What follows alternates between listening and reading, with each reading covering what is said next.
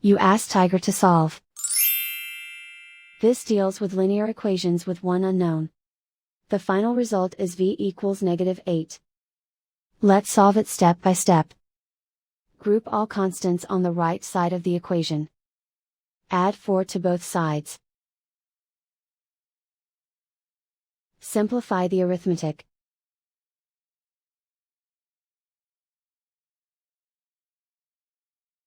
Isolate the v. Divide both sides by 8. Simplify the fraction. Find the greatest common factor of the numerator and denominator.